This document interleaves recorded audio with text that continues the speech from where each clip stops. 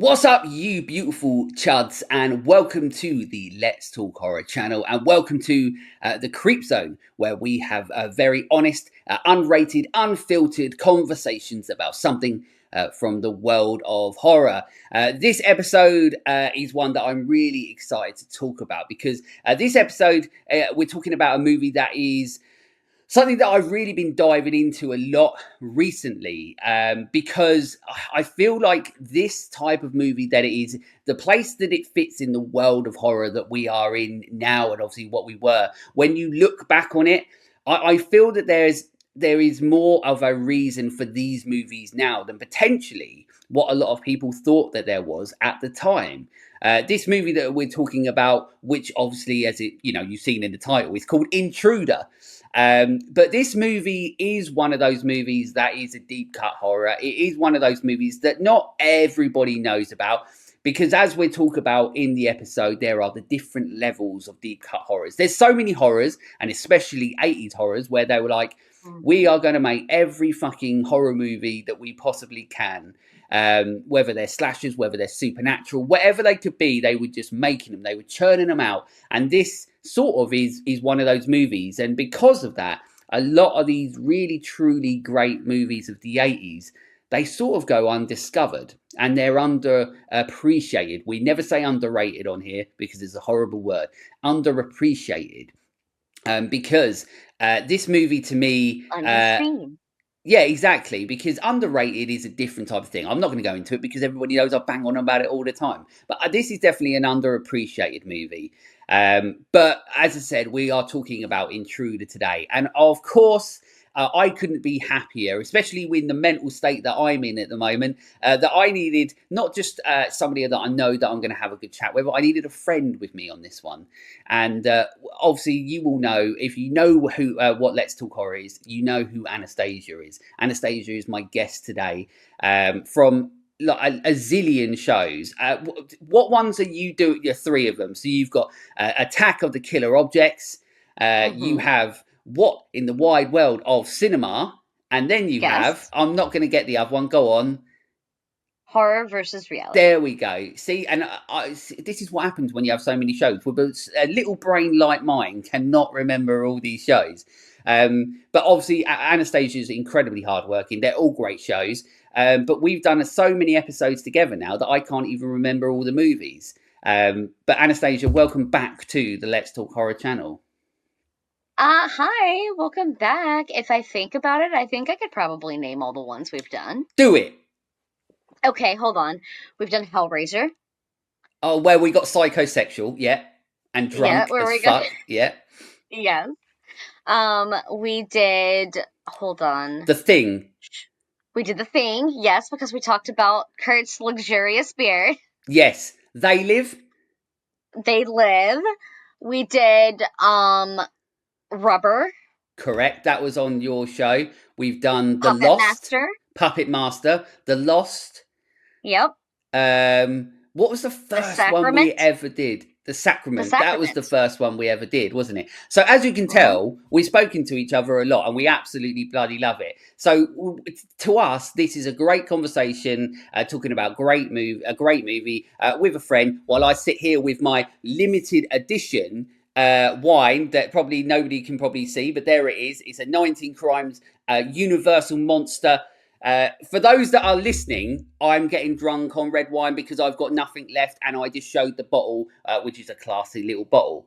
But yeah, I was just going to drink some then, but realised I forgot I was doing a podcast. So there we go. So me and Anastasia, we're going to have a great chat about this movie, and as I said, what I'm looking forward to is the fact that, of course, we're going to be going into the movie, what happens in the movie, all the things we like about it, but also it gives me an opportunity to sort of delve a little bit into, like I said at the start, where a movie like this and other movies like this fit into the scape and landscape of what horror is, and why I think they're probably more important now than ever. Because where we are in the world of horror now, we are in this nihilistic tone in regards to horror. Talk to me. There we go. I just thought about it. We did Talk to Me.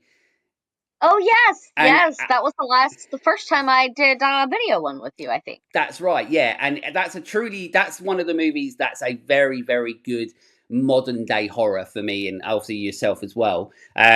Even though it is dark and a bit nihilistic in tone, it earns every moment of that. Whereas these sort of movies, like Intruder, um, they're just good old fashioned 80s crazy horror that doesn't have to make sense. All we do is sit there and watch and enjoy them. So, yeah, we're going to have a bloody good chat about Absolutely. this one. So, Intruder was released in 1989, right at the end of the 80s. Although it definitely feels like it's more so like smack man in the middle of the 80s. Well, yeah, wasn't it filmed like a little earlier than that? Yeah, more than likely. It was probably filmed in like 1981, and then that was when they put it out. I think it was filmed in like 87 and didn't come out for like 2 years. I'm not positive on that, but I think. It wouldn't surprise me. But it's directed by, and so this is directed by Scott Spiegel, who recently passed away. So this episode was actually planned in to do this movie. Literally, when I came back off the unfortunate hiatus of the show that we had, before he died, this was already planned in to do this movie anyway. So it is only sort of fitting that we continue, to do this episode and so on, because we get to sort of pay our respects to Scott Spiegel, obviously being the absolute legend that he is, with his obviously legendary sort of co-writing with the Evil Dead movies, obviously directing this. He didn't really do too much, but I do always still feel like the impact of Scott Spiegel was always there in horror. With his writing, with what he did with Evil Dead, like his name speaks. His name is bigger potentially than the work he actually did afterwards. Because obviously he did a lot of things. Like I think he did a couple of other sequels to things. Like I think he did like Hostel 3 or something like that. So Did he? yeah, I think he did like Hostel 3, and I think he did Dusk Till Dawn 2 as well. So, look, not maybe potentially the most prolific career in regards to movies and I so on. mean, you take what you can get sometimes, you know? Exactly, but at least he got to make the stamp when it came to Evil Dead, and he's writing on that. But also, For sure. for me, and obviously we're getting to it as well, this movie, like I said, is so important. It's once again a movie that's important now, and probably more important now than it was at the time when it came out. So we're going to get into all of that. This, obviously, with the type of movie it is, it's starring Elizabeth Cox, Dan Hicks, David Burns, or Bynes, whatever, Renee Estevez, and then there's a shitload of cameos in this movie, such as Bruce Campbell for 2 minutes. If that. Sam Raimi and Ted Raimi are both in this. Scott Spiegel does appear in it, and Greg Nicotero is also in the movie. We're going to get into it, but the practical effects in this was the first practical effects that K&B Studios did. Because obviously they were all working together on the Evil Dead, but when they started creating K&B Studios, this I believe was the first movie that they did, and then obviously went on to everything. Now Greg Nicotero's, making Walking Dead zombies and all that sort of stuff. Probably until he's dead. Yeah, until he becomes a zombie. AMC is just like, yes, keep pumping out those Walking Dead movies, shows and movies. I guess they're making some of those too. And Greg Nicotero's just like swimming in money. I mean, I will say I did really enjoy the Creepshow TV show that he did. Yeah, really good. And also, for some reason in my head, as soon as I said swimming in money, I just got Scrooge McDuck swimming around coins. I mean, that's the mental image that you go to when you say swimming with money, is it not? Yeah, completely illogical, because you can't swim in coins. No, that would be quite painful. Unless they're chocolate coins. It's a cartoon. That still would not be the most fun to swim through, I imagine. Yeah, probably. Just dollars. That would be it, right? Just paper money. But anyway, on IMDb, too much wine already. IMDb, 6.1 and 53% on Rotten Tomatoes. That, to be fair, is pretty much where I imagine this film sits. To me personally, it obviously is way higher than that. But this sort of movie, if you live your life by Rotten Tomatoes, it's basically saying, yeah, watch it if you want. 6.1 is good on IMDb. We all know anything that's 6 or above, we know it's bloody good. Yeah. Google synopsis wise, the overnight stock crew of a local supermarket find themselves being stalked and slashed by a mysterious maniac. That's all right. It's Google. We know that they're mostly shit, and it doesn't really give too much away. But also at the same time, it's not necessarily right, because I wouldn't say they're being stalked and slashed by a mysterious maniac when they're inside a place. They're not necessarily being stalked, I wouldn't say, because they're within the same space in a way. But we get it. I mean, they are being picked off, though, so that's not like all right. a terrible... I'm just trying to say Google shit. That's all I'm trying to say. I know. That's it. So I always obviously ask my guests this, because obviously with a movie like this is also interesting. I think we've already spoken a little bit about this as well. But when did you first see this movie? I saw it for the first time actually not too terribly long ago. It was this past summer when Joe Bob showed it on The Last Drive-In. Yeah, so this it's not too dissimilar to me. So this is one that I saw when I first sort of started the podcast. When this comes out, I think I would have been doing the podcast for 5 years, doing Let's Talk Horror for 5 years. And this was one of the movies that I watched like near the start of when I first started it, and then fell in love with it. And now it's one of those movies that I could have on repeat over and over again if I wanted to. But it is one of those movies that I feel like if you are a fan of horror, especially if you're a fan of 80s horror, I know it's not for everyone all the time, but if you are somebody that loves 80s horror and it's like one you haven't seen, it does feel to me like it's one of those movies that a lot of people do actually fall in love with. Well, I mean, it's got everything that you want, in my opinion, from an 80s slasher, but then it also has, like, fun things, like, that are kind of unique to it, like the supermarket setting. I don't know that we've seen a slasher in a supermarket since then, have we? Well, there's a couple of awful ones. Like there was the one where Bruce Campbell was in it and Devon Sawyer, and it was like in a supermarket, and I can't really remember. Oh, and Thanksgiving was a little bit, like a tiny bit, but not set in it. But yeah. Well, no, and that was also like a Walmart or a superstore, yeah. So it wasn't just groceries. Where this is like just groceries. Yeah, you're right. It is. It's a really unique setting because also it's one of those movies that it helps in regards to the budgetary reasons and for the filmmaking reasons. They're like, we've just got this one location so we can set up shots wherever we want. We don't have to worry about stuff. So on a filmmaking perspective, technically, it's a very good decision. But also, what it does mean is that it also for the viewer, it's sort of like they can't escape. Because everything gets all locked up. So as a viewer, it adds to that sort of like tension and dread and the claustrophobia side of it, of going, well, they're enclosed in this place. We know they can't escape. So who's going to die first? Who's going to die next? How are they going to die? And that actually adds to the excitement of what the movie is. I think so anyway. I agree. What I think is also interesting, though, is it puts you in this space that you can really do a lot with the set and stuff too.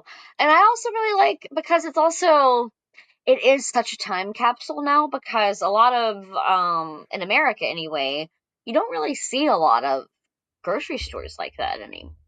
That A, are just like pure groceries, but B, that aren't a chain of some sort.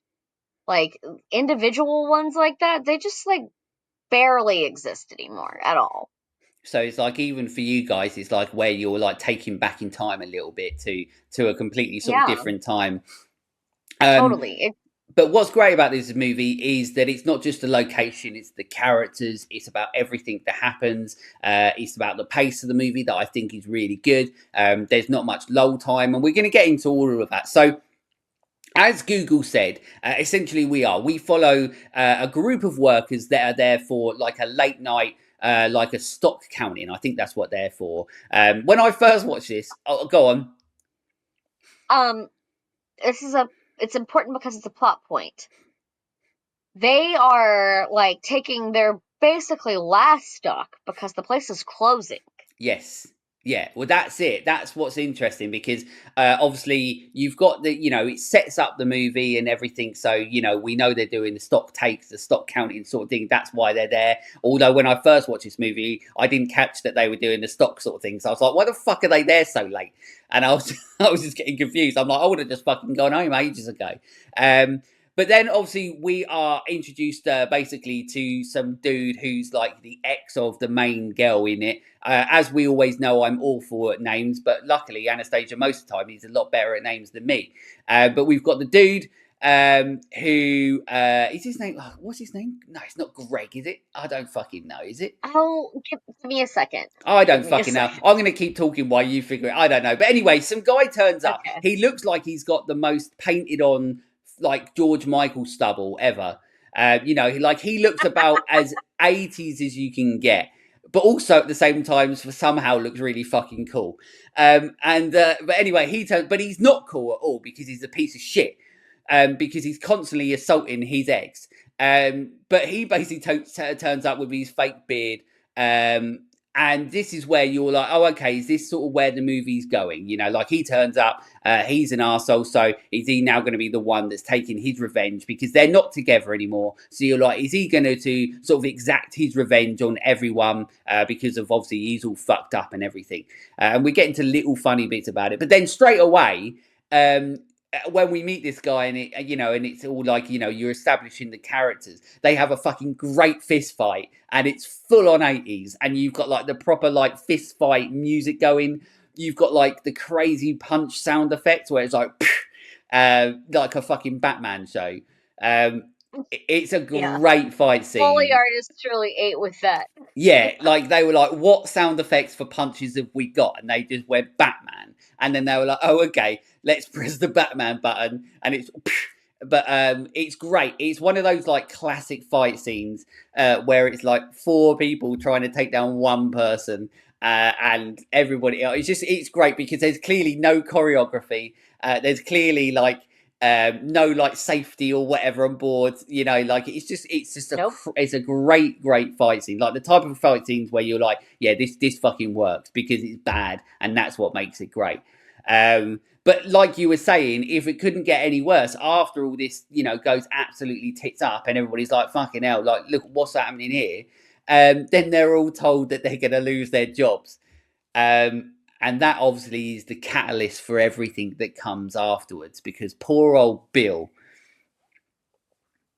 poor old Bill. Well, obviously we will get into that a little bit later, but obviously let's just say more than anyone, he's more upset about the fact that his store he's going to be closing. Well, not his store, but the store that he sort of works with and he's manager at and so on. It's not his store, is it? It's the other guy's store, is it? Or is he co-owner? I can't fucking remember. They're co-owners. Right, okay. Yeah, because one of them, the other guy, is a bit of a dick, like he's the businessman, like he's just like we've got to close up. Sorry, guys. See you later. And he'll move on to his next thing. Whereas Bill's, this is his life, like this is what he fucking loves. And but they do a very good job of doing what we see in the movie, which is setting it up that it may not even be anything to do with Bill, which obviously we're going to get into as well. There are a few things. So like I've got obviously go on. Oh, I do have his name. His name is David. David, there we go. That's got to be his name, isn't it? We'll say that sounds like the type of name that some guy with a painted on. Because I couldn't remember. I looked it up. It's David. Oh, there we go. So yeah, so painted on beard man. His name must be David. So for one, also I don't know if it's the same on every version, but this has the most annoyingly long intro ever, because it's just, like at the start of movies where it's just names. In this, like nothing is happening, it's just names, and it goes on for so long that this is one of the reasons why they stopped doing it, where they're like, no, we need to do something fucking different at the start, because this goes on for so long that I was sitting there and I was just like, Oh yeah, this goes on for a fucking while, doesn't it? Um, I feel like it's one of those things where it's like, how can we pad out the time on Yeah, this just well, a that's the little thing, bit? isn't it? Like we need to add an extra 5 minutes. Let's put in a load of fucking names like Willy Wonka, like Seymour Butts, Mike Hunt, like things like that, where they're like they're not even working on the movie, but they've got to pan out Why the not? runtime. Yeah, absolutely. Have you got any? What are some other fake names? Ooh, from this? No, just in general. I want to know a fake name. Oh, hold on. Oh, I haven't got any more. I IP freely. IP freely. There we go. I knew we'd get one more in.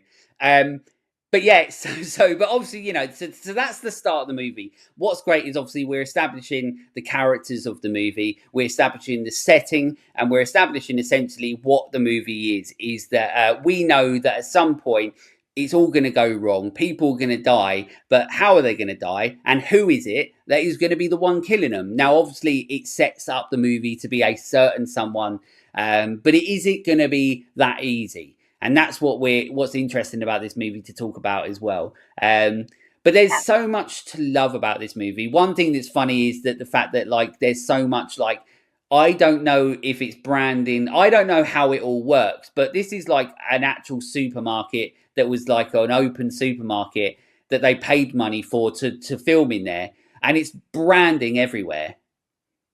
I can tell you. Go on.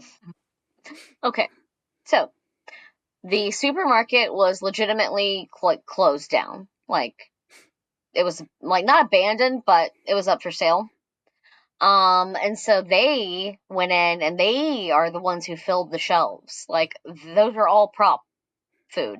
Oh, I mean, it's okay. real. I think it's real food, but they individually the set design did that.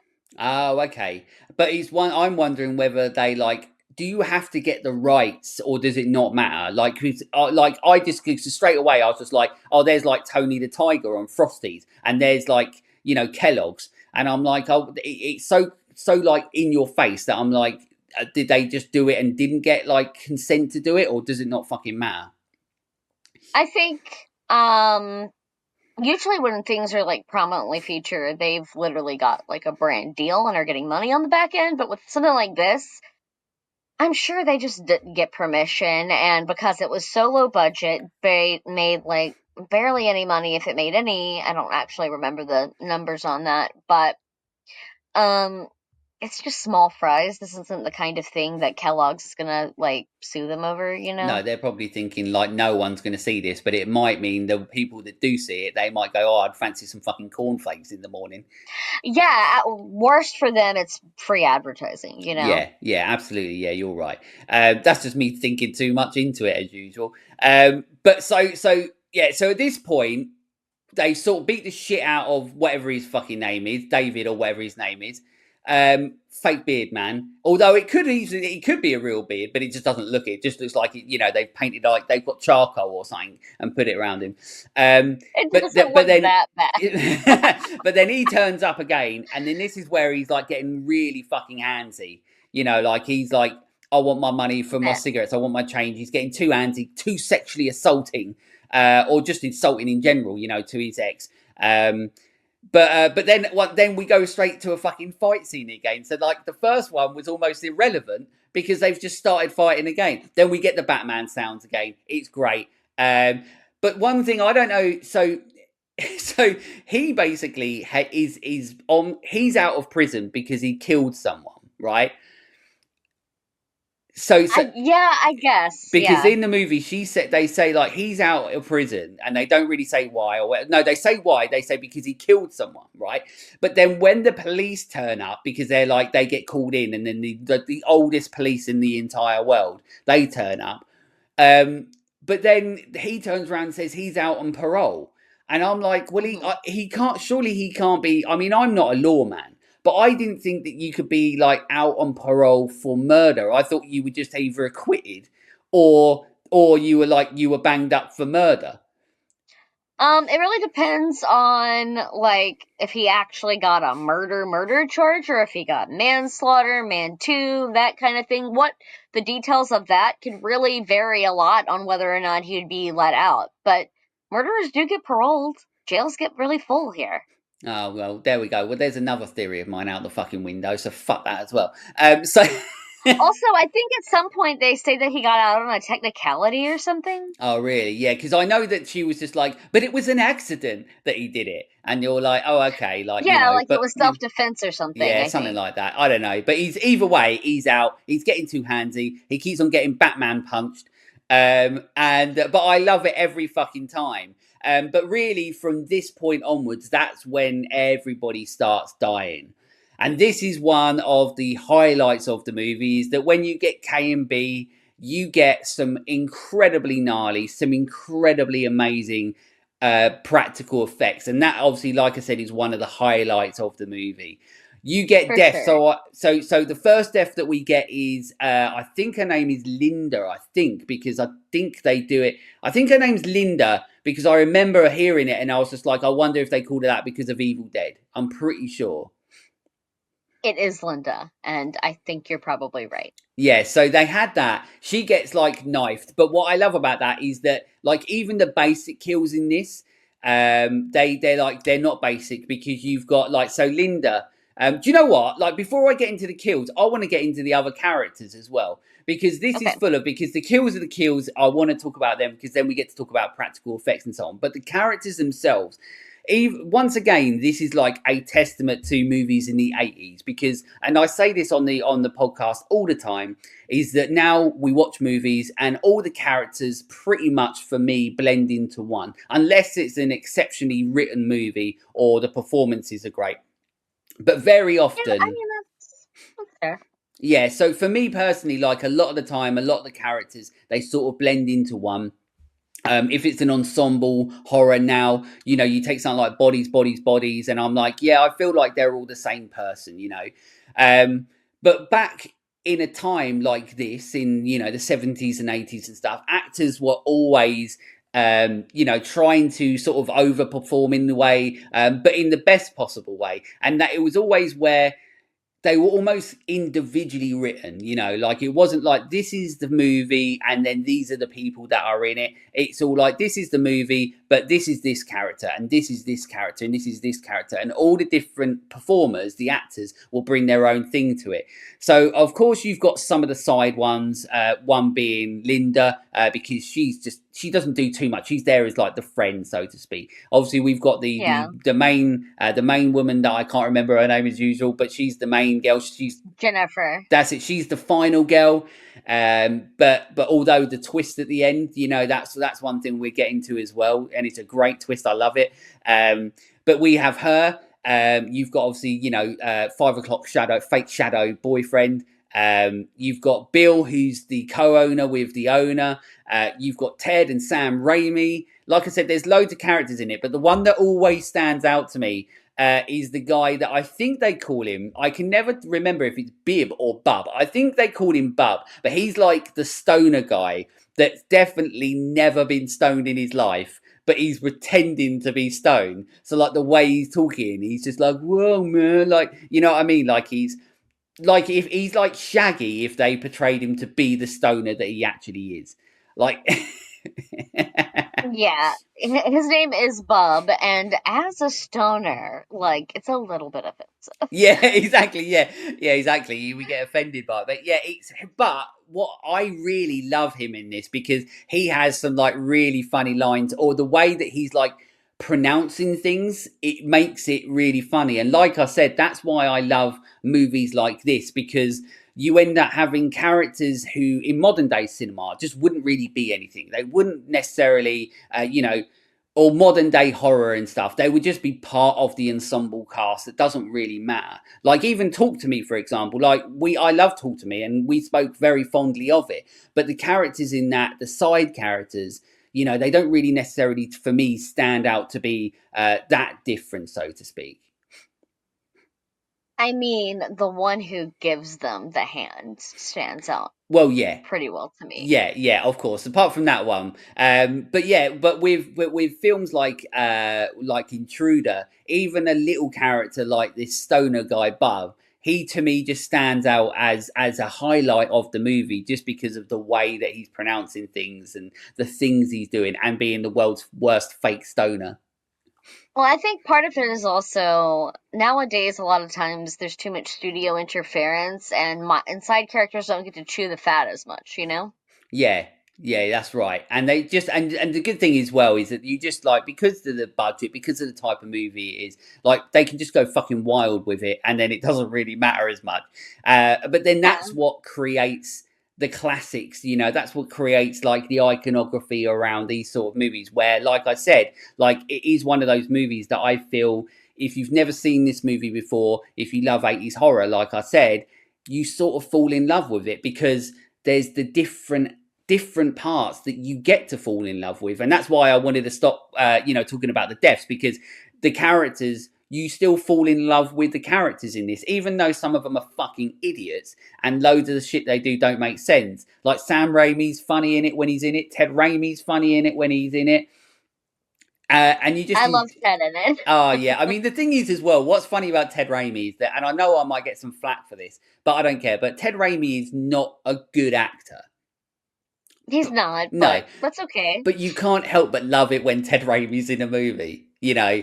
So I played a video game that he was in. I'm trying to think of what it is it was like one of called. like the Until Dawn sort of games, isn't it? I It's think like something that. like that. Yeah. It's like that, but it's not Until Dawn. It also has Susan Sarandon and Tim Robbins' son Miles in it. I thought you were going to say them. Then I was like, Jesus Christ, that's got to be like the most expensive game ever made. No. Uh-huh. I wish. That I mean, cause it'd be nice to have them in a video In a game. I video think. game, I yeah. don't It's know. it. Well, there will come a time that they're probably like, oh fuck it, let's do a video game. But yeah, I just, as I said, that's why I wanted to go back to the characters, because the people, the performances in this, you know, and who they are. Quarry. Sorry, it's called the Quarry. Oh, the Quarry. There we go. Well, if anybody wants to play that game, that's what it's called. But the characters like this are the type of characters that we got in 80s horror that make the film better because of them being in it and because of the Yeah. characters they play. And that's what I love about it. But I do want to go back to the deaths, because, as I said, at that point, you know, once everything starts going mental in the store, he gets a bit handsy, and then they beat him up Batman style again. Everybody starts dying. So you've got the death, which is Linda with a knife. But what I love about that is the cutaway. And that's what I love, is the editing, because they cut away straight away where she gets stabbed. But before she's getting stabbed, it cuts away to a melon getting cut in half. And I love that because it's just a nice great. transition. Yeah, it's just a great editing, great transition. And then once again, it's one of the moments where you go, okay, this is somebody who's trying to make a good movie. This isn't somebody who's just like, I just want to make a movie. This is somebody who's going, I really want to put some genuine thought into this movie. And I will get into that after the deaths, because I think Scott Spiegel is really does a really good job with what he does in this movie. There's a lot of very unique things he does in this movie. Then obviously we get the bill spike. I think that's what like they call it, you know, like the spike where people put their bills and stuff like that and receipts and stuff on. The main guy gets it right through the eye. This film gets really fucking gnarly, you know. Bill starts smashing like shit in at one point as well, like he's just like doing stuff. The X, that's near the end, so we won't come to that yet. But anyway, here we go. So Ted Raimi gets a knife in the head, but what I love about that, once again, is a little moment where he's always got headphones on. And when he hits him over the head, his headphones get split in half and fall down. And you're like, such cool little fucking details. Rather than it just going in his head and he falls over. You get a cool little detail like that. The pervy guy, as I call him, who's the guy that looks like at one point he's masturbating through the fucking, like looking through the Kellogg's thing. And he looks like he's just watching them getting like a proper chubby. He does look like that. Yeah, he does look like that. But he's stabbed. But what I love about that is the amazing fucking blood splatter that you get coming out of him. Like, it's like a stab, but then it's like a proper blood cannon where it's like coming out. And I replayed that about 5 times when I watched it for the prep the other night.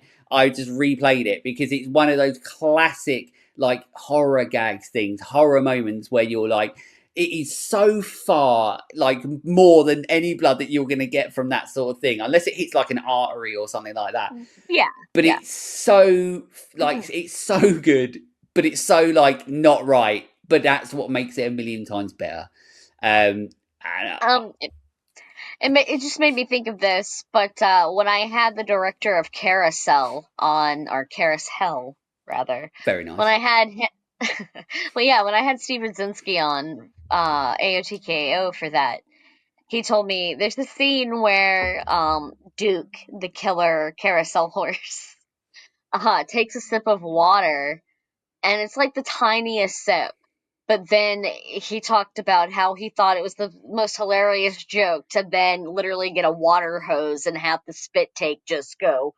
Yeah, yeah, it's great. I mean, I love it when, like, I mean, this is why horror is so great, because you have the opportunity to do things like this, like where you have like, because when we watch horror, a lot of us, like, we know that we have to suspend our belief, right? We know that a lot of the time, Yeah. like, we're not watching a real life drama sort of thing. We're there to be entertained, or hope that we get entertained.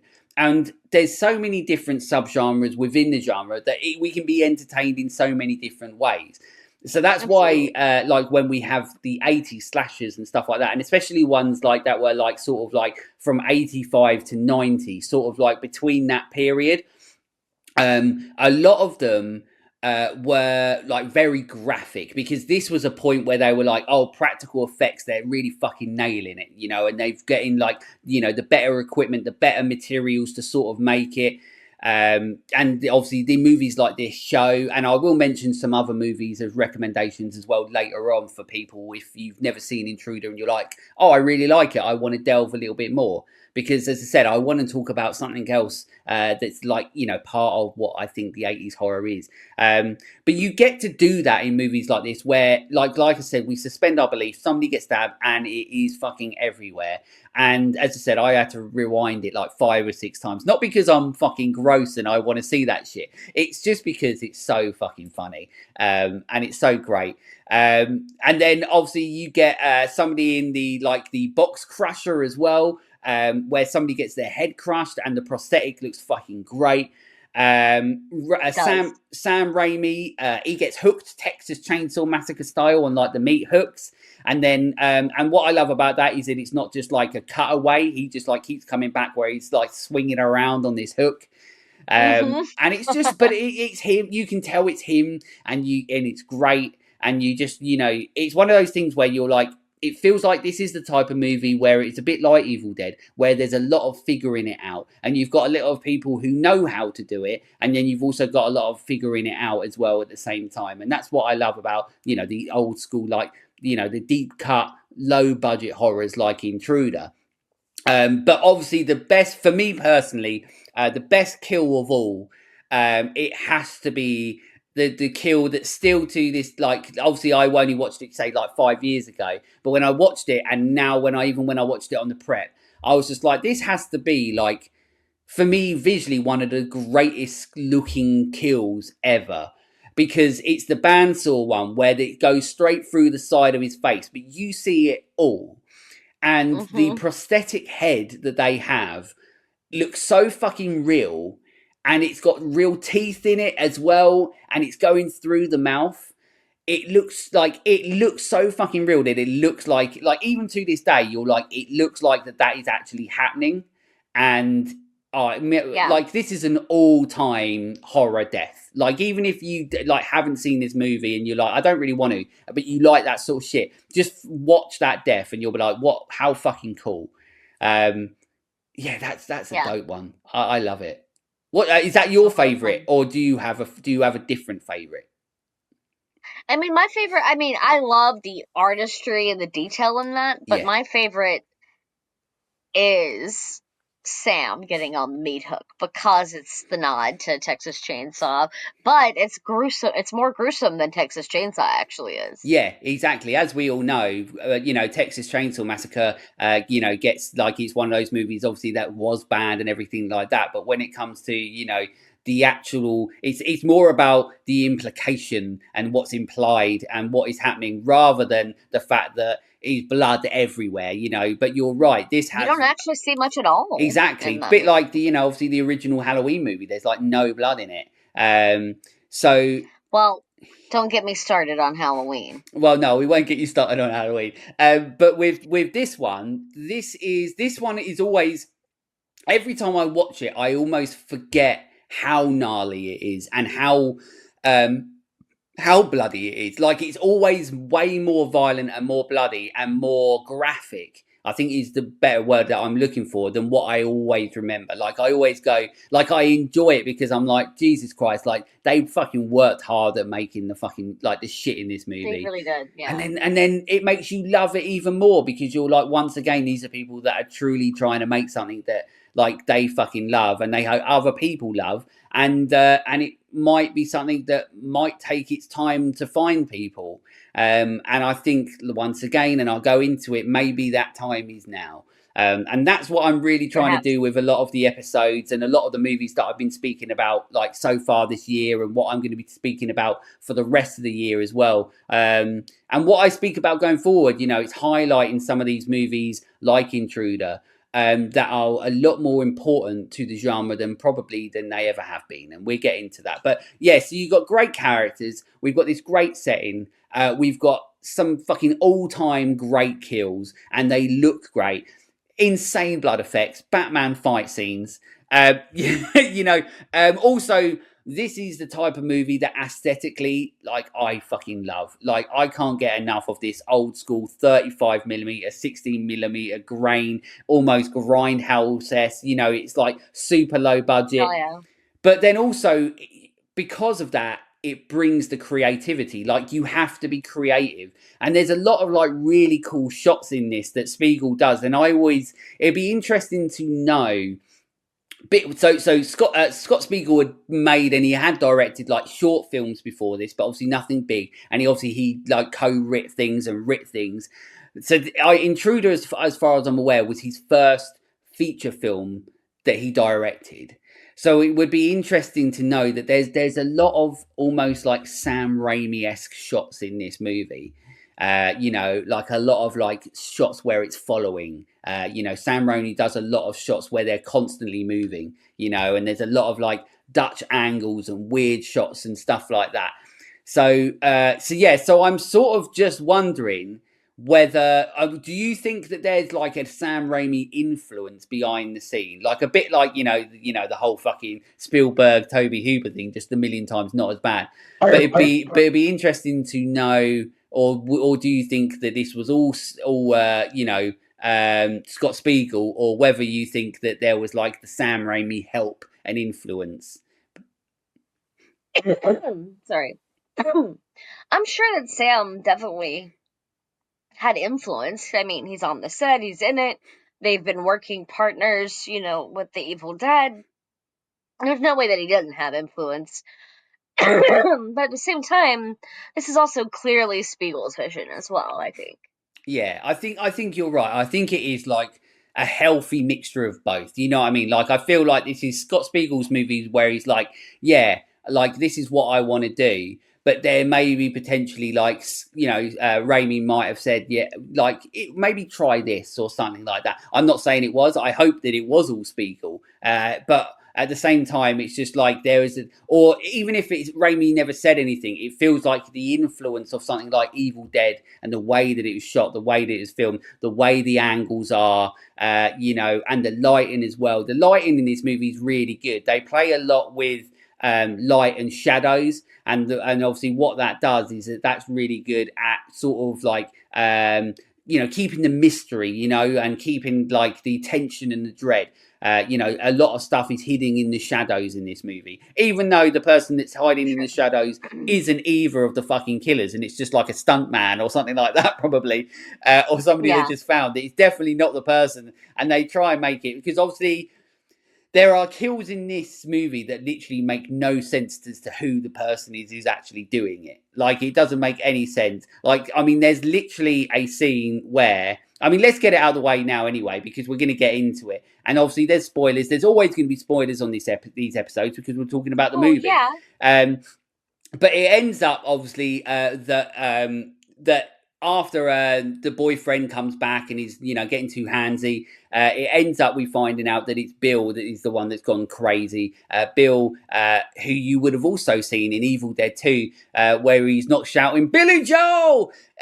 But I think it's I almost said Carol Ann there, which is the one from Poltergeist. But Yeah. it was a different movie, but I corrected myself. But he was in Evil Dead 2.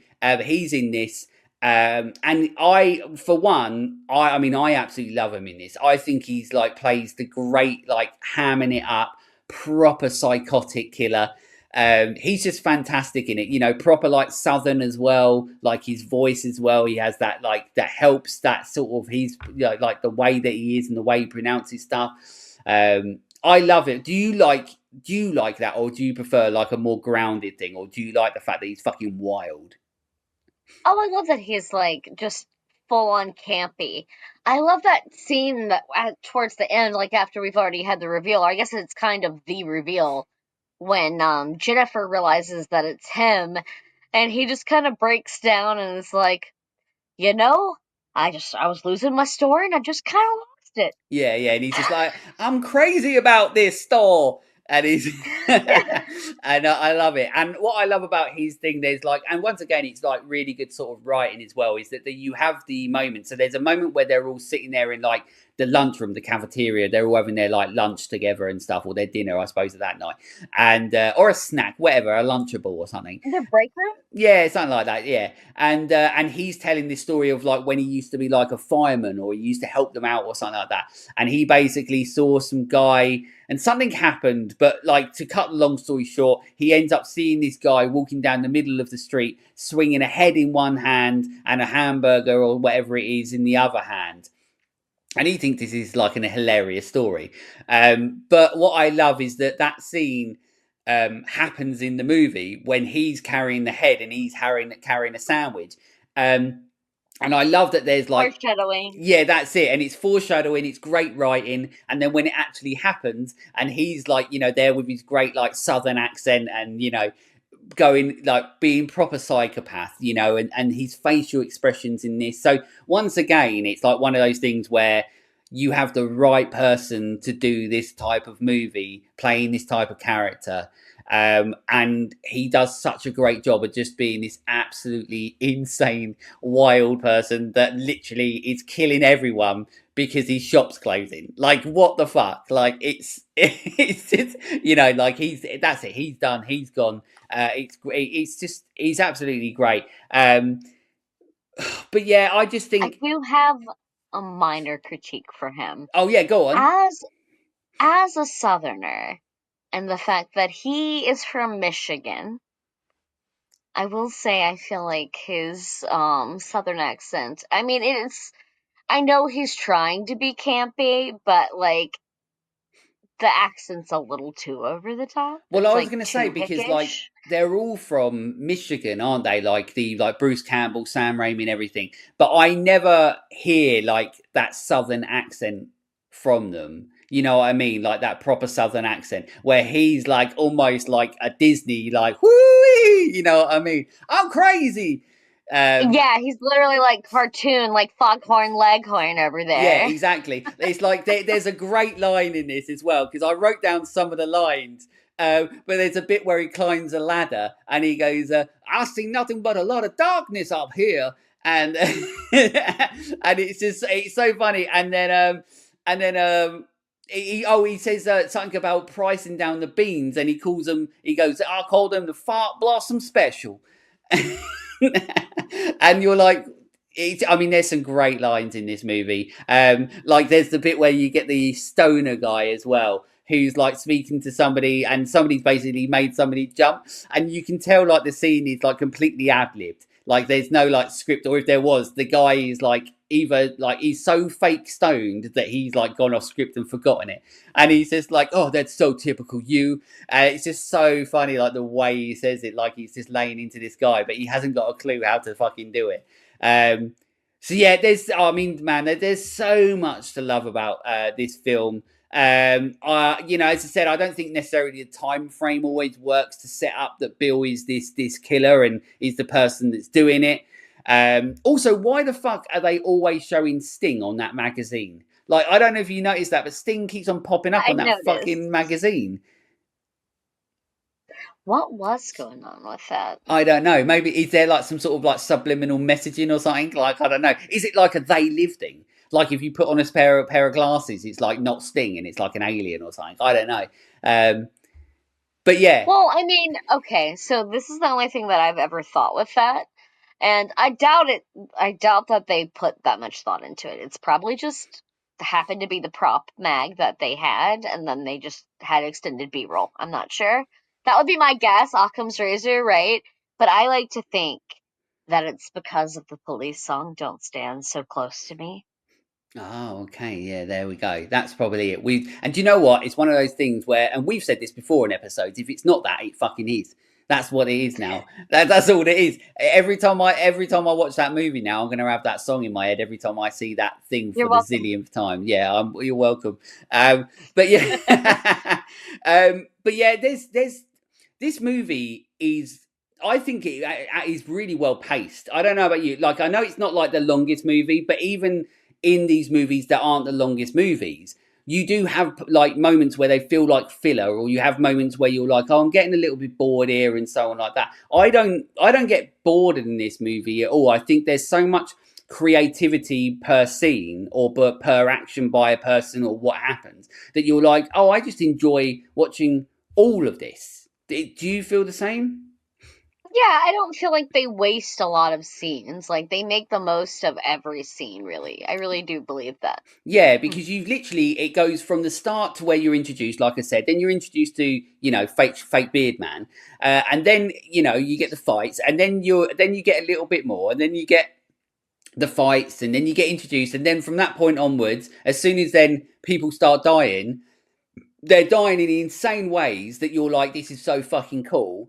And then it just keeps going and keeps going. So it doesn't really like ever really slow down. Obviously, we get nearer to the end, and obviously everybody's dead apart from the ex-boyfriend, who's now like the hero, so to speak.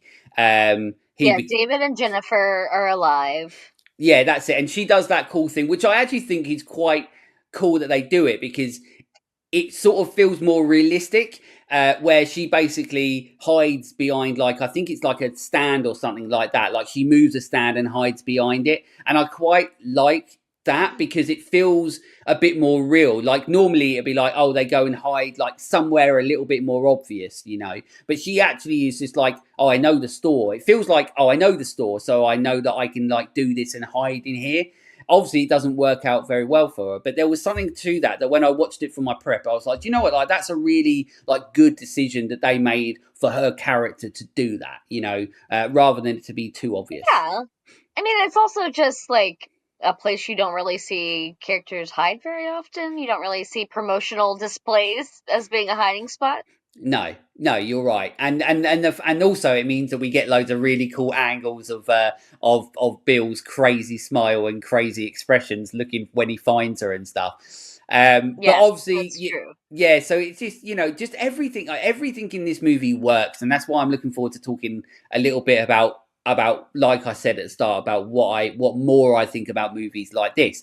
But as we get nearer to the end of the movie, Jennifer and Fake Beard Man, they get out, but she goes to phone the cops, and then Bill basically escapes the shop as well, the supermarket as well. He's trying to smash the absolute shit out of this phone box, but then David comes along and literally is like, well, it's one of those things that I suppose this is probably one of the moments in the movie where you're like, yeah, this doesn't look great in regards to, like, he's going at Bill with a fucking meat cleaver, and it's just Yeah, almost like just hitting him, you know what I mean? And nothing's coming off, no limbs. There's only so much you can do, so you always let it off. But it's one of those things where it's almost, you've got the bad sound effects again. I'm surprised they didn't do like the Batman punch over top the meat cleaver, just like no. yeah. So that would have been funny. But yeah, so at that point, we're led to believe that Bill is sort of being hacked up and he's dead. But then the police turn up, and then we get our Bruce Campbell 2 minute, if that, cameo where he's there. He's with somebody else who were there. The cops, they turn up. They're ridiculously rough with Jennifer and David. Like to the point that they are literally assaulting them before they even really know what's happened. But then somehow Bill basically turns around and is just like, they did it, like while he's on the floor. It's like, it was them, they did it. And that basically Bruce Campbell then goes into the shop, sees that it's an absolute massacre, and then that's pretty much the movie, where it essentially ends on Bill is basically told the cops that it was them that killed everyone, and now the cops are going to think that it's obviously with his priors and he's already murdered someone. Even though he's out of it, they're going to think that it was David and Jennifer together that have murdered these people. Yes, but if these cops are even slightly good at their job, the DNA and then the motive will point to the fucking manager, Bill. Yeah, I mean, yeah, all logicality will always go, and all real evidence will go to like, oh yeah, that's fine. But the fact that we end on a really cool. I'm not actually worried about their characters at the end. I'm like, it'll sort itself out. Oh, see, in my brain, I'm like, yeah, they're fucked, and and you get like the cool ending shot where the camera like goes into her mouth, where she's sort of screaming and stuff like that. And one really cool thing as well is that there's like a making of this on like a DVD or the Blu-ray and stuff, and she has basically, for the movie, Jennifer, the person that plays Jennifer, I'm not very good with names. I did say her name earlier, now forgotten. But she made like a list of screams. So each scream was like a different thing. So like one would have been called something else, like number one something, and then it would have been this scream, and that's why when you would use it for this scene, and then you had like this, like she had one that was like something like a whistle scream or something like that, which was more like a whistle or something, And I thought that's like a really cool approach, you know what I mean? Like that's just a little bit of fun, because rather than you just screaming your lungs out, you're actually giving a purpose to the screams themselves, and obviously, and to be fair, she's pretty good in it. Like, she's not great, but she's also not bad enough where you're like, okay, like she takes you out the movie like some performances do. Because like I said, everybody in this movie does really play their part really well. Some potentially better than other. But everybody is working really hard to make this the movie that it is, and the movie that it is truly great, and I really, really love this movie. So that's pretty much the movie. Before I go into the other things, I want to know, because I do like to ask people, is there any other things that you did like about this movie that we haven't spoken about? Is there anything you didn't like that we haven't spoken about?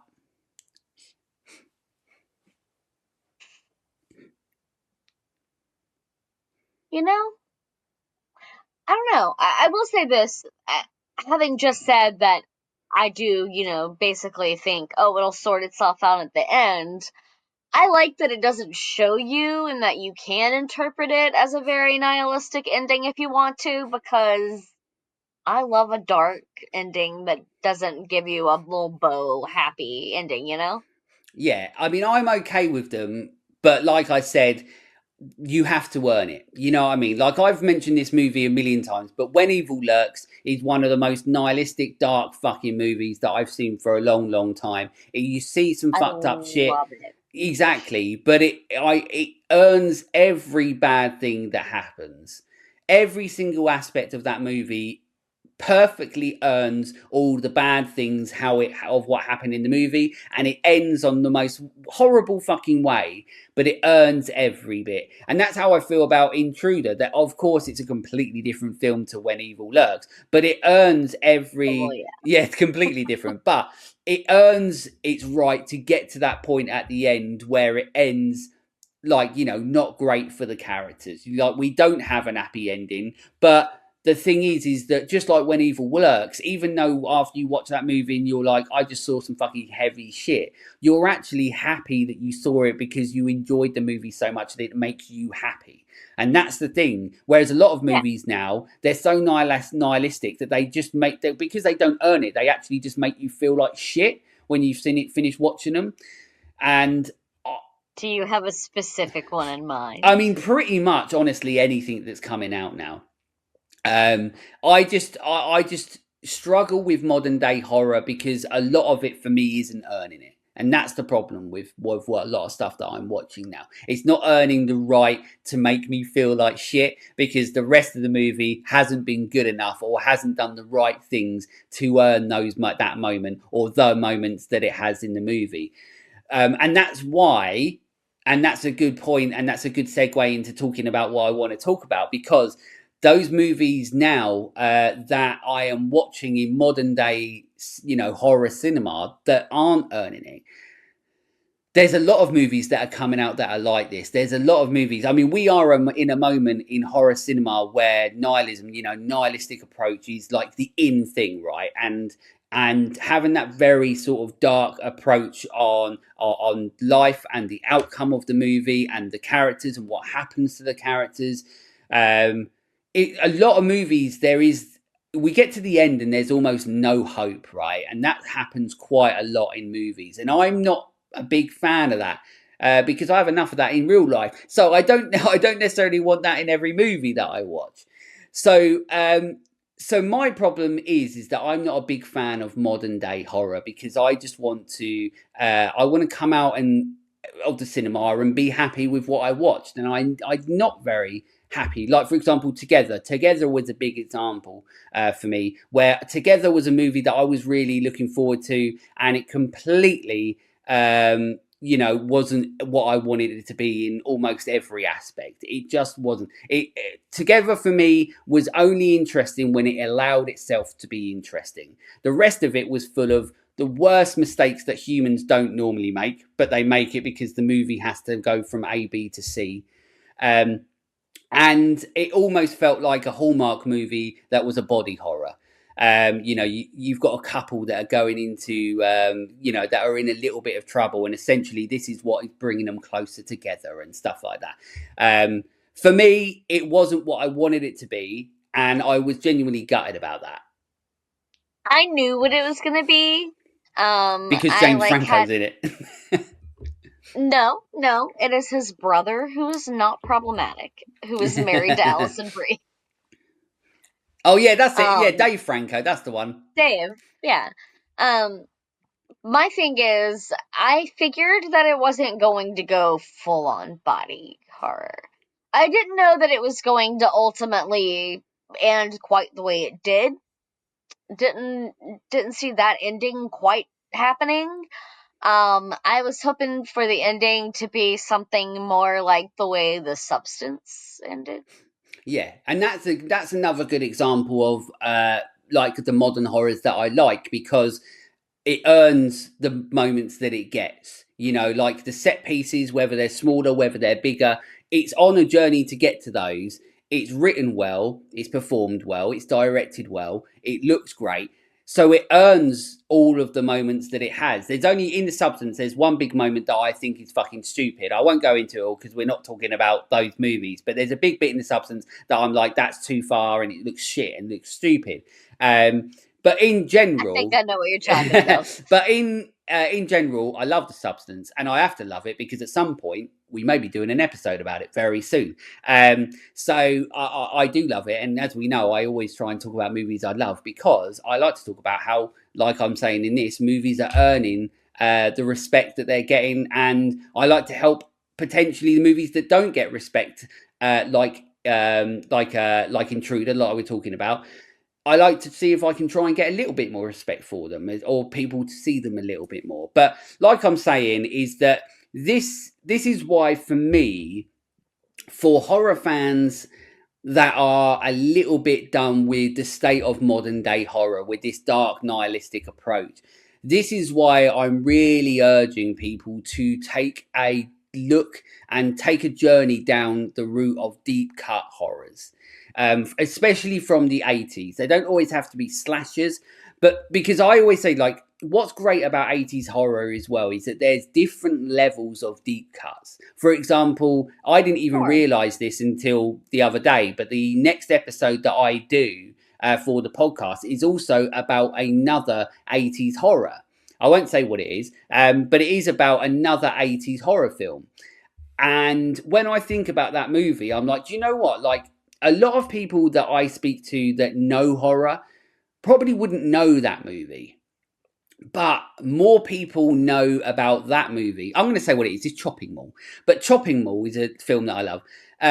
But Already covered it. yeah, you have, yeah. But Chopping Mall is one of those movies that isn't universally known in the world of horror, especially modern day horror, you know. But I would also say that it is one that is a bit more known. It's more commercial, you know. Chopping Mall is one that appears on a lot more, you know, if people are doing horror videos and stuff like that. You know, Chopping Mall is one that will come up there more predominantly for 80s horrors. So Well, it's got Barbara Crampton in it. of course, the beautiful Barbara Crampton, still my dream girl. But you know, but yeah, so she's in it obviously. But that sort of movie where, so I would still consider like Chopping Mall a form of a deep cut horror because it's not something that everybody that's a horror fan that considers themselves a horror fan. It's not mainstream, you know. Like for Yeah. example, in the 80s, we would have Nightmare on Elm Street. We will have Friday the 13th. Chopping Mall isn't one of those. But then you start going down the deeper cuts, and that's when you start getting into movies that are like Intruder. Because, like I said, I've spent my whole life watching horror movies, but this is only one that, like yourself, this has only happened where we've got the opportunity to see it, and thank God to streaming. And I can say that because I'm an old man and I didn't have it when I was younger. So it's actually great for me because now, especially in the UK, I'm getting to watch movies that I have always wanted to see but never got a chance to because it never came out over here. So now, because of Right. streaming and things like Shudder and stuff, I now get the opportunity to watch movies like Intruder. So that's why I think that there are movies like this movie that I honestly believe that right now, these are movies that we need to almost go back to and almost go, do you know what, like as I said throughout this, that these movies actually have a more important place in the history of horror now than they did back then, because all they did was make these movies, they brought them out, and they were pretty much mostly forgotten unless Exactly. you are, you know, like the die-hard horror fan. Like And that. then you will know about these movies even if you don't get a chance to see them. So yeah, go on. Oh, well, as it just so turns out, this is a good tie-in. What in the Wide World of Cinema, the next episode that will be coming out, I don't know when you're releasing this, but At some mine will be point, coming out. Yes, mine will be coming out within the next like week or so. Um, but we are discussing another 80s. I would say it's on the level of deeper cut. It's somewhere in that echelon, but Maniac. oh, Maniac, yeah, absolutely, yeah. So you've got Maniac as well, which once again, you're right, is like, it's around the middle level, isn't it? Like of the deep cut horrors. Like I know a lot of people that know it, but also I know a lot of people that don't know it as well. But Intruder is one of those movies where I could probably ask like 10 people and I might even be lucky if 10 of them knew it. You know what I mean? Like I'd be the one. It's deeper. Yeah, Yeah. exactly. And that's what I love at the moment. And I really do urge a lot of people that if you're okay with watching 80s horror, because like I said, it isn't necessarily always for everyone. Sometimes people don't like how dated it can be. Sometimes people don't like how cheesy it is. Some people just can't get on with it. And you know what? That's absolutely fine. That's your lane. But if you are somebody that's like, oh, I do really love Nightmare on Elm Street, I do really love Friday the 13th, and you love the mainstream ones, but you haven't necessarily ventured like down the rabbit hole of what 80s deep cut horrors can be, I genuinely think that you should take that plunge and do it, because this is one of those movies that I feel that if you are a fan of horror and okay with 80s horror, this is one of those movies that you should be gutted that you've missed out on, because, like I mentioned, I don't know anybody that hasn't watched this movie and then hasn't fallen in love with it. Yeah, it's so charming in its own little way.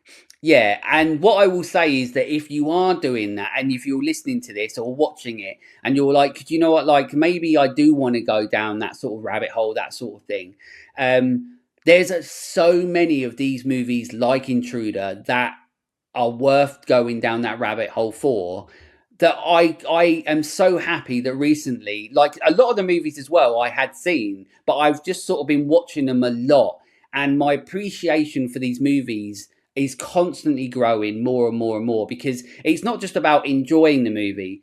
What I love about these deep cut horrors is that they are all, like, a lot of them are very low budget, they're independently made, but they are all made with the intention of delivering the highest caliber movie they possibly can. Like, everything is very, even though these movies are very cheesy, they are very, very serious in their approach to trying to make something very, very, very good. And that is what I Yeah. love about this movie. Like, this movie, technically, Intruder, on a technical level, is very, very good, because they do great shots, they do great practical effects, great lighting. As low budget as it is, it means nothing, because technically it's done very, very well and really, really respectfully. So, and this is what's great about these types of deep cut horrors, is that they're made by people who truly want to make great movies. They just don't have the budget that means that they get seen. They don't get the promotional Yeah. tools and stuff like that. Even though you would think that having Bruce Campbell, Sam Raimi, Ted Raimi would do it, it didn't. Yeah. But also, like I said, so if you want to do that and you want to go down the route, obviously, like, other recommendations for me personally would be movies like Blood Rage. Blood Rage is a movie that I absolutely love. It's a movie that I just find myself wanting to watch all the time. I don't know if you've seen Blood Rage yourself. I watch it every Thanksgiving because it takes place at Thanksgiving. Absolutely, there we go. So that's it. But that's a truly great one. But once again, it's a movie that earns every moment. It's fun, it's cheesy, it's got a great 80s soundtrack, like this one in a way. When you've got the sort of 80s sort of thing that happens every time somebody turns up, and then you're like, oh shit, it's all going down. So Blood Rage is a great one. Nightmare Beach is another fantastic one that I absolutely love. That's a great one. But once again, everybody that's on that performing in it, they're taking it serious. The people that are making it, they're taking it serious. No matter how far-fetched the story may be, and how sort of like out there and wild everything we see in it, they're still trying to make it good on a technical level. You can go even to Prom Night 2, Hello Mary Lou. That's another I one love that I Prom Night love. too. I love it because, one, it's got nothing to do with Prom Night, the first one. But what I love about it is that, once again, that's a crazy low budget movie. You can tell it is, but it's the creativity that makes that movie amazing. There's a scene in it with a blackboard, and I won't spoil it, but there's a scene in it in a classroom with a blackboard behind somebody. You can sort of guess what's going to happen, but it's the way that it's done. And what I love about movies like these, another reason, is that you know that they've done it on a low budget, and and the creativity on how they come up with these ingenious, ideas and concepts, and actually put them onto screen so we can see them. That's what drives me like wild, like with excitement for these sort of movies, because I'm like, it looked great, and the fact that they did it with so little goes to show all the talent that goes into creating these movies. From the practical effects, from the technical aspect, from the filmmaking, the cinematography, everything. These movies just work, and they work so well. So that's why I was Yeah. really excited about doing Intruder, because it's not just about the fact that you watch a movie that you just fall in love with if you've never seen it before, or if it's a movie that you've seen before and then you just keep watching and continue to fall in love with it even more.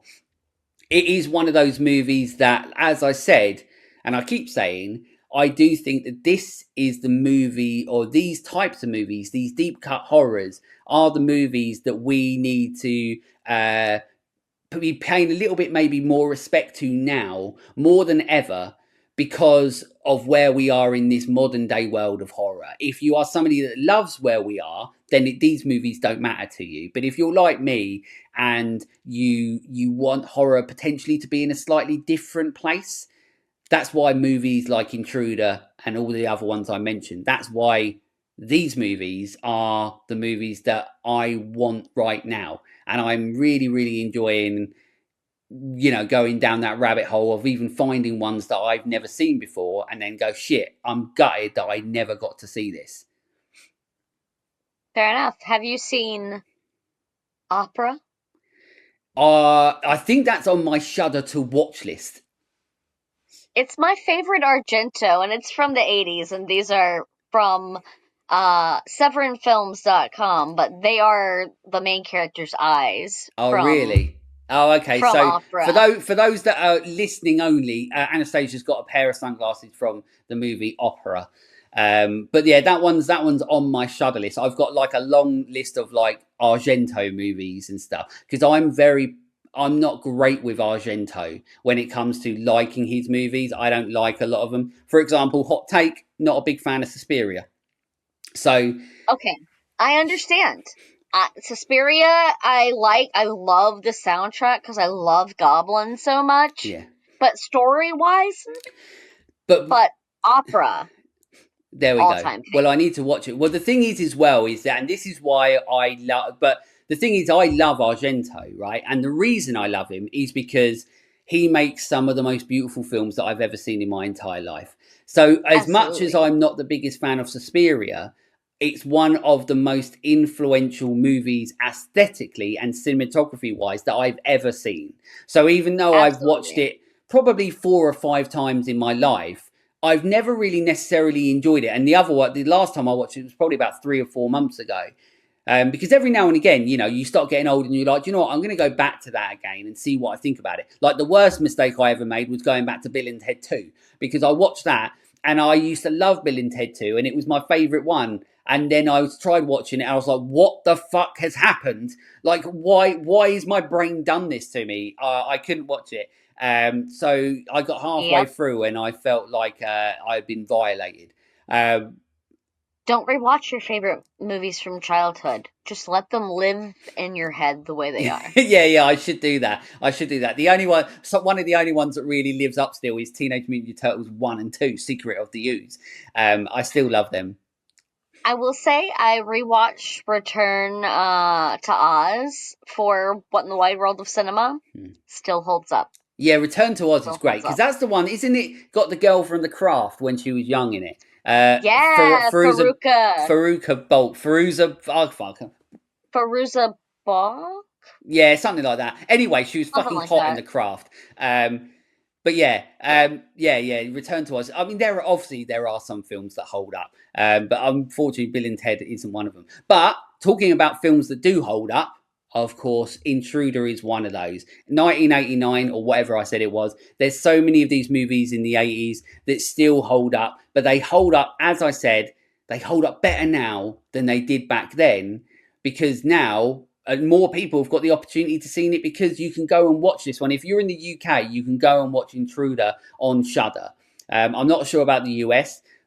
You can also watch Intruder on Shudder in the US. That's There where we I go. watched it. So for anybody in UK, US, around the world, if you do want to start venturing down that rabbit hole and you're like, do you know what, where do I start? Maybe start with Intruder.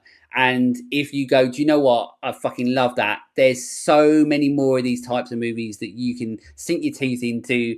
And then you might even find your next favorite movie because these movies they are a true honest joy to watch. I just genuinely love these movies. I always go on. Oh, I was going to say a deep cut that I fell in love with recently that I'd never seen before that was on Shudder.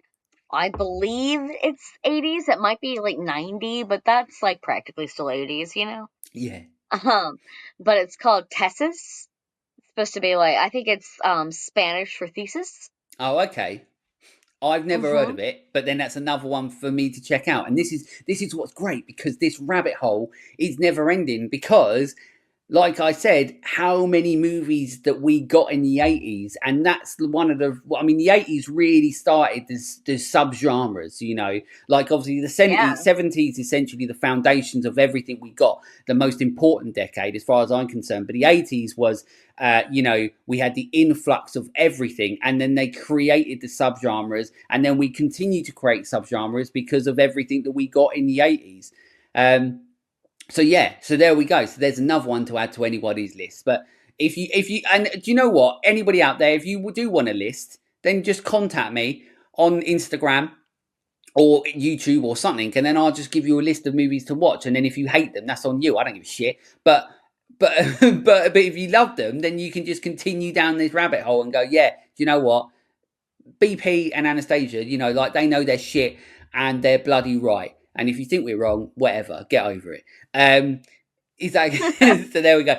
Production info and facts. There's not much obviously on this movie because it's not a widely known movie, but and I've shoved a few in within it anyway. But on some VHS and DVD releases and even some trailers, they revealed the identity of the killer, spoiling the movie. So literally.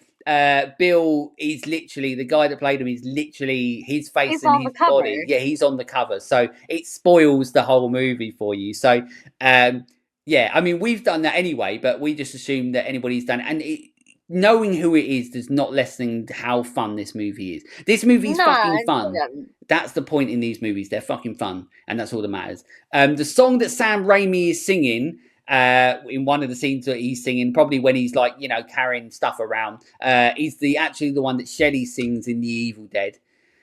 He's just, Oh. homaging. He's doing a Wes Craven where he's homaging his own movie.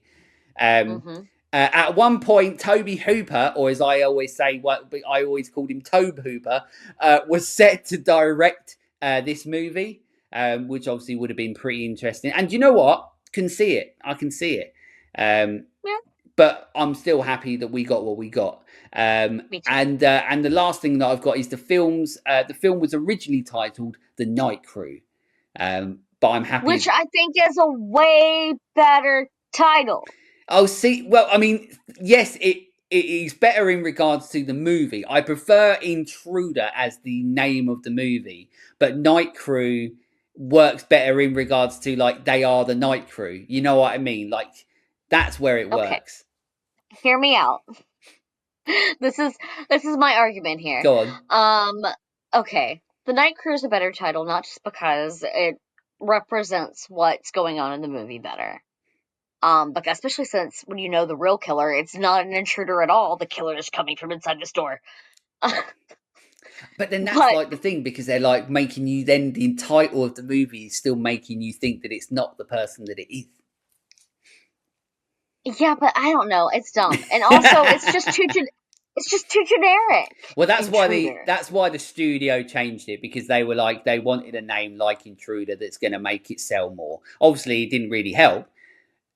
Yeah, Um, clearly. but yeah, they it was one of those things where it was like the studio that was like I think one of their like things where they were like, no, we need to change the name from the Night Crew to the Intruder. But I mean I get what you mean. Studio meddling. Rides again. Yeah, yeah, exactly. Yeah, we all know that there's only one time that that's ever worked, and that was Donnie Darko. Um, Otherwise, we would have got a way worse movie than the greatest movie that's ever been made. But anyway, that's for me. But anyway, once again, too much wines. Thanks, Frankenstein's monster. Um, Here it is again. Once again, for my Look, people. What 19, not sponsored, but 19 Crimes is a great wine. exactly? And they need to be a sponsor. Look how much I'm giving them. Once again, anybody that's listening to it, I'm just shoving wine bottles in the face. But but there we go. Once again, we don't need to do much because we've already really done it. Very very quick overall thoughts on the movie. If there is anything else, or if there's anything else that you think another reason as to why people should watch it, just really quickly. Okay, here's why you should watch this movie. You get 30 seconds of Bruce Campbell. Yeah, yeah, that's it. Yeah, which is always good. You get at least like 15 minutes of screen time. Maybe I'm overestimating, but you get a lot of screen time with Sam and Ted. And the other characters that actually helm the movie are like not bad either. They're a lot of fun. It's a lot of fun, period. That's why you should watch this. There we go. That's it. I mean, I'm not really going to really add anything to that apart from, I mean, that is literally it. Is like there's two reasons that you can watch this movie. One, if you want a movie that's fun to just put on and then go, that's just fucking fun, and that's that's a look in the past of what horror was in the 80s. Then yeah, you're going to get a very good version of that because this is a deep cut. This is a lesser known 80s gem that people need to see more. But on the other side of it, like I keep talking about, the other side of it is the fact that this is one of those movies that I am really enjoying understanding how important they are now rather than how they were in the past. You know, they might not have been received or in the past, as big as they should have been, but now we have the opportunity to change that.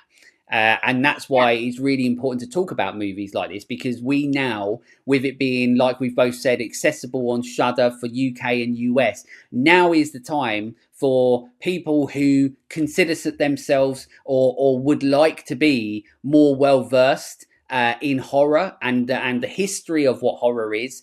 Intruder is one of those movies that you can go and watch and go, okay, like this literally is ticking all the boxes of what an 80s horror should be, but also it ticks the every box that a horror in general should be. It's just fun, incredible practical effects, like top class, like some of the all time. Like I said, for me, the saw that's going through the guy's face and his teeth and the prosthetic head, that to me is one of the all time best kills. Just because of how it looks and how violent. But this movie is violent. It is gory. It is bloody. It's got way too much blood coming out of somebody's stomach and it looks great and I love it. It doesn't matter that it doesn't fit, it's not fucking real, like it's too far-fetched. That's what makes it more fun. And like you said, that's the point of this. It's bloody fun. Yes, and good news for the squeamish or people like me who mentally can watch really gross, fucked up shit, but sometimes our brains just like, ooh, tunnel vision. This one, despite being so gory, doesn't really elicit those feelings. No, it's not. Like, once again, it's like everything that happens in these, even though like horrible things are happening to people, it's still done in this sort of like way that like is so far-fetched that it doesn't feel real and it just makes it fun. Tongue-in-cheek. Yeah, it's all tongue-in-cheek and it's all fun. But also, it's one of those things that, for me, it makes me remember and feel like when I was a kid watching movies like this for the first time, where I was in awe at what I was watching because of the fact that we know, very much like when you watch movies like The Thing and stuff, The Thing has got some of the greatest practical effects that you will ever see in any movie that's ever been made. So when I was a kid, and still to this day, when I sit there and watch it, I go, how the fuck did they make this? And that is the wonder of horror, and that is the wonder of practical effects. And that's why what's another reason it's going great going back to these movies of the 80s, because we almost get to see the foundations of what has gone on to create what we have seen and what is being created of these classic kills and classic horrible things that happen to people. Intruder is one of those good exceptions of the movie of that, for that, because all of the kills in this are like so good, so creative, so fun. Even though they're horrible things happening to people, it almost, you're more so in awe of the fact that you're watching something that somebody's created and you don't fucking know how, and you're like, that's insane that they did this, and you just think to yourself, kudos to them.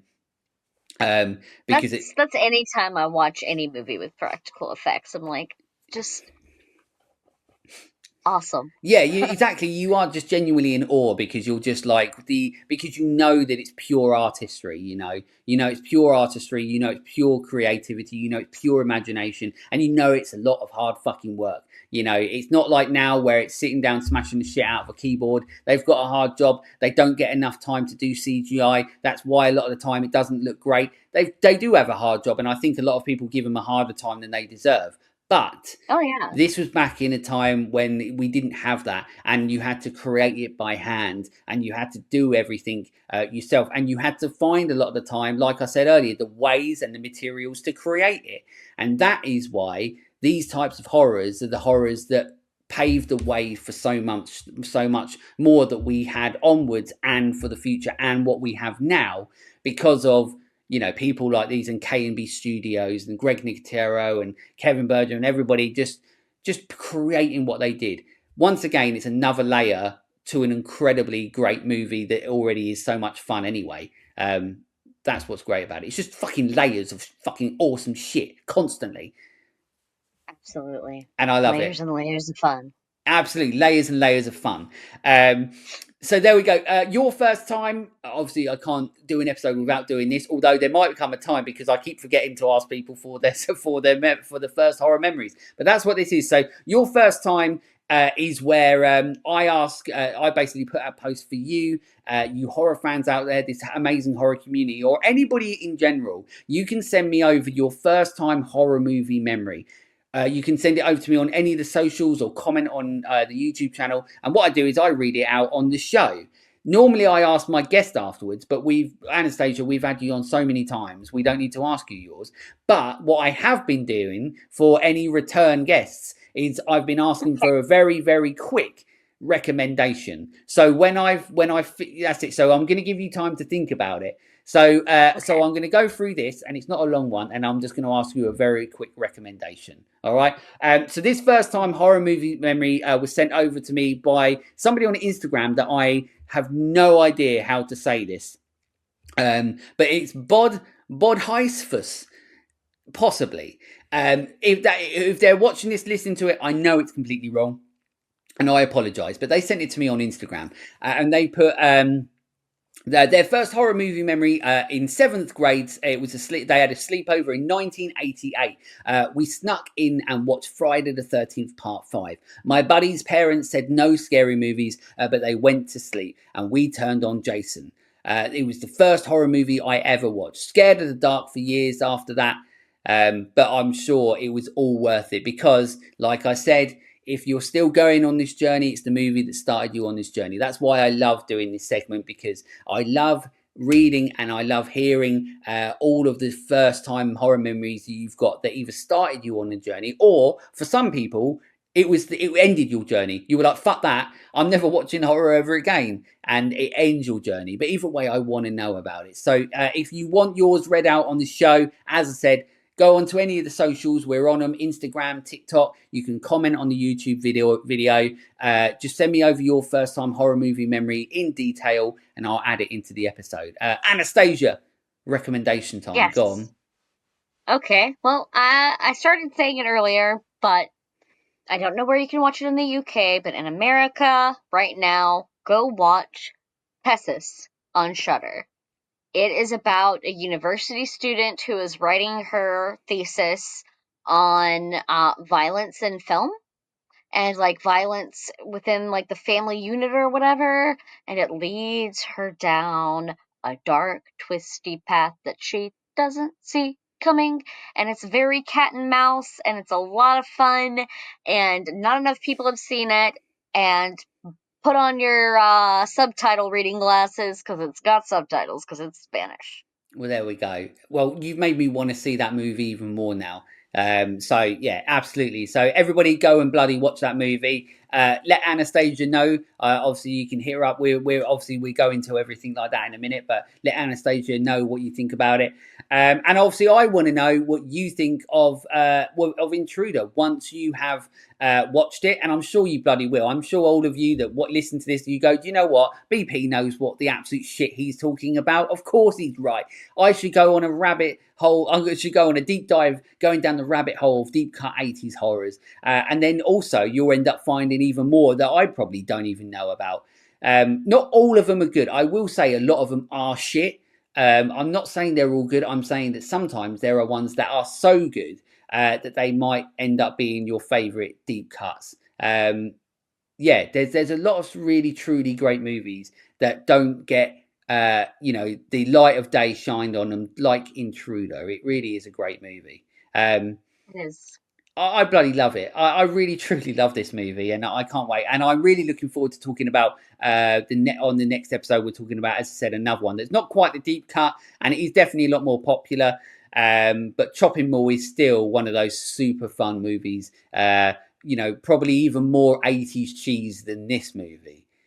Oh yeah, it's got the bad blue lightning effects that are like drawn on. Yeah, It's that's got it. some really cheesy laser kills. It's all good. Just fucking, just murdering robots, murder bots, kill bots. I mean, it's my bread and butter. You know I love a good killer object. Absolutely. And as we said, Barbara Crampton, and you can never go bloody wrong with Barbara Crampton. Um, That's correct. so yeah, so there we go. So that's Intruder. That's everything we've got to say about Intruder, unless you've got anything else you want to say about Intruder. I think we've spoken about bloody everything. I think so, although I will say that for the people who have remembered the last time I talked about my actual first horror movie like experience, it actually would have tied in nicely to this episode because it was one of Sam Raimi's student like films. Oh really? What was it? Like I, Within the Woods or something like that? no, I've told you about this before. I'm just gonna remember. I'm just gonna remind the whole audience Just and you bloody now. do it. Yeah, so Sam Raimi, one of his like early like short films is him, like he's like at a counter and then like the hamburger helper dude like pops up into all its claymation glory and he freaks out as you would if that actually happened because I don't know if you guys have hamburger helper over there, but We've got the the Hamburglar. commercials. Okay. Okay, so Hamburger Helper is like a box dinner, right? So the like it's not a cartoon, but it's just like a claymation, I guess it's like a mitten, maybe. But in the show, when it pops up, it's like helping you give dinner tips, or in the commercials, and it's like, really Sounds fucking cheesy and creepy. wholesome. But yes, that's the point of this horror movie that he did, this little short film, is that he reacts accordingly when it pops up and tries to give him dinner tips. He gets a butcher knife and starts chopping it to pieces. Now, there's another one he did too that's like basically the same thing, except it's the Pillsbury Doughboy that he does it to this time. Oh, okay. And that's one of my earliest horror memories. And oddly enough, I mean, we talked about Sam, so it's like right around the Absolutely, same, it like, all fits in. It all ties in. Once again, it just like does. this movie, there's a bloody point. It earns it. There's a point to it. It earns it, just like bloody It does. everything. So there we go. So that's everything we can talk about with Intruder. Of course, thank you once again, Anastasia, for blessing me with once again a brilliant conversation. Um, Anytime. Absolutely, you know that you're always welcome on the show. I love when we get to have a good old chat. Most of the time, it involves me drinking, but so there we go. But now's your time, obviously, to promote everything that you want to with everything that you do. Go on, the floor is yours. Okay, well, so, I've got two little series going within two different podcasts of mine. So, Horror versus Reality is starting a new little thing. It's a mini series, if you will, of bonus episodes that we're doing, and they're not going to be like sequential. They're just going to happen sporadically throughout time and space. We are going to be talking about Law and Order episodes that are ripped from the headlines because they do that all the time. If you've ever seen an episode of Law and Order, it will So, be like ripped from the headlines. so is that like things that are like real, but they add it into the show? Yes. Right. Okay. So we're gonna do episodes that basically base themselves off of real crimes.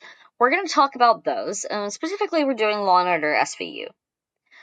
Um, for a couple of reasons. One, my co-host on Horror vs. Reality, Kendra, she loves it, and two, my mom like could quote entire episodes of that show, and since my mom passed, it's kind of like something that like makes me feel close to her. Yeah. So, it's a special little thing that we're doing. It's going to be fun and a little less heavy than a lot of our other episodes that get really dark and murdery. So that's cool. And then over at What in the Wide World of Cinema, Kate and I I know it's literally like cold outside now because it's fully fall, at least in the northern hemisphere, but whatever. We're sliding our Scuzzy Summer series right through into October. What better time? You know, shit happened. Time got away from us. So, and the next episode in that series is Maniac. And I'm really excited to talk about the legend, Joe Spinell, and He's a fucking crazy man. I love him so much. I'm so sad that he's dead. And he died in such a terrible way. Oh, I don't even know how he died. I just know that he was wild. He was a hemophiliac. Oh, And okay. he slipped in the shower and like cut himself and bled out. Oh, yeah, that does suck. That's a terrible way to Yeah, die. that's a terrible way. But we really talk very lovingly about the film and him and how it's a slasher that goes into the psychology of the killer. More in the 80s, more than any horror movie thought to do until a lot later, I feel like. Um, especially to that extent. And I don't know, it's a lot of fun. I really like the remake that Elijah Wood did as well. That everybody else seems to hate, but I love it. I don't understand. I really like it. I also just love Elijah to Yeah, who pieces, doesn't and we'll fucking love watch Elijah Wood? everything he does. Right? He's one of us. Google gobble. He's a horror movie lover, and I love that about I him. thought you just meant a really short person. No. We are both short, but no. Yeah, I'm a tiny little hobbit man. I mean, I understand. When I was in ninth grade, two of my friends, literally like male friends, picked me up and ran across the quad with me screaming, "We caught a hobbit." I shouldn't laugh at that, but I am sorry. I mean, you just called yourself a hobbit, so I think you get to laugh. I get to laugh, yeah, that's it. I just don't have the hairy feet. I don't either. They're just like, "Oh, she's short. This will be hilarious." Not when I bit one of you on the arm. It was less funny, wasn't it? Then you turned into Schmiegel. I did get a little Smeagol on him. I had to, you know. That's it. They fucked with my precious. Yeah. Which is my body. Well, there we go. Well, look, listen, everybody. On that note. Yeah, absolutely. Everybody go and bloody check out everything Anastasia does, because obviously she's got a million shows. She works very, very hard at them. They're always great conversations. You know, we talk very like everyone that I try to have on the show. You know, like I really love talking to people where we're always very passionate about what we talk about. We really like. You know, when we like something, and we want to share how much we like that. And Intruder, that's what's great about this movie, is the fact that even though, like, this wasn't a childhood movie for us, this isn't a nostalgia train for us. You know, like, this is a movie that we both saw. You know, I saw this within, as I said, within the last 5 years. Yours even like sooner, not that long ago. But yet, once again, like I keep saying throughout it, this does genuinely feels like a movie that you just end up instantly falling in love with. And I don't know if you're the same as me, but I always just can't wait until I get to watch it again. That's what I love about these movies. You don't have to think too hard when you're watching them. You just have to sit there and bloody enjoy it. So like I said, if you haven't seen Intruder, couldn't recommend it more. If you have seen Intruder, well then go and watch it again. Why the bloody hell not? Even if you saw it yesterday, couldn't give a shit. Just go and watch it again and enjoy it. Watch the version that Joe Bob, because he has even more facts that we didn't. Yeah, exactly. He knows a lot more than what I bloody do. So there we go. In regards to Let's Talk Horror, as I said, we're on all the socials. Instagram is where I'm more prominent on Instagram. That's where I post the most, but we are on all the other ones as well. Blue Sky, Slasher, TikTok, all that sort of stuff. And of course, if you are watching this, you're watching this video version on YouTube. So please make sure you subscribe. Same with Anastasia, same with every show she does, and what I do with Let's Talk Horror. Any success that we have is all down to you. If you listen, if you watch it, if you subscribe, if you share, you rate and review, all of that not only is an incredible great motivator for us, because it ain't easy doing this. Sometimes it fucking sucks. as much as we love having this conversation that we're having right now, once we've done, and I've already spoken about with Anastasia about how tough it is. As soon as we switch this off, it doesn't end. I've got to do so much more to get this episode out and then promote it. And I do it all because I want you to hopefully enjoy the conversations that we get to have.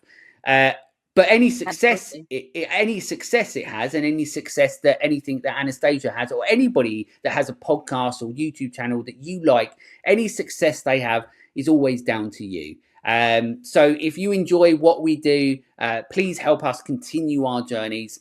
Because, you know, this is what we really love doing these. We love having the conversations, and we want to keep bloody doing it. And we need you to support us doing that. And to help us evolve and reach new audiences. That's what you can do. So I hope you're enjoying Let's Talk Horror. I'm sure you're enjoying everything that Anastasia is doing. And it means the world to me that everybody is still continuing on this journey with me through horror. I keep getting asked as well, Patreon. Yeah, at some point Patreon will happen again. I'm just trying to get a little bit of normality back. Since coming back, I'm just trying to get a little bit of normality back, trying to get up to date with planning in episodes and all that sort of stuff before I can start doing Patreon, which is more work, which I love doing and love doing the exclusive Patreon stuff. But at the same time, it's still doing more stuff. So I've got a lot of stuff to try and figure out. So there we go. Enjoy what we do with Let's Talk Horror. Enjoy everything that Anastasia does. Simple as that. Yep. And until we can clone ourselves, we can only go as fast as we can. Exactly. Exactamundo. Yeah, that's it. If only we could clone ourselves. Although I don't think I'd want to, because I'd probably find some really fucking dark shit to do if I could clone myself. I think it's a slippery slope. Cloning is a slippery slope. Let the world know that it will be on the day that we can clone things. I don't necessarily think the world's going to be a better place. Maybe for 5 minutes until somebody realizes that they can fuck themselves. Well, I mean, we've been cloning things for like 20, 30 years almost, but what? Humans. Dolly the sheep, we cloned her in 97. Who the fuck is Dolly the sheep? Brett, I've got a lot of science to tell you about. Well, that's for another story. That's for another story. Another day. And that's for another day. That's it. Well, there we go. Well, expect us to come out with a cloning episode. So there we go. Maybe. You never know. Well, there we go. Listen, thank you so much, Anastasia, once again. Thank you all for being on this journey through horror with me. You know it means the world to me. But until next time, stay creepy, fuckers.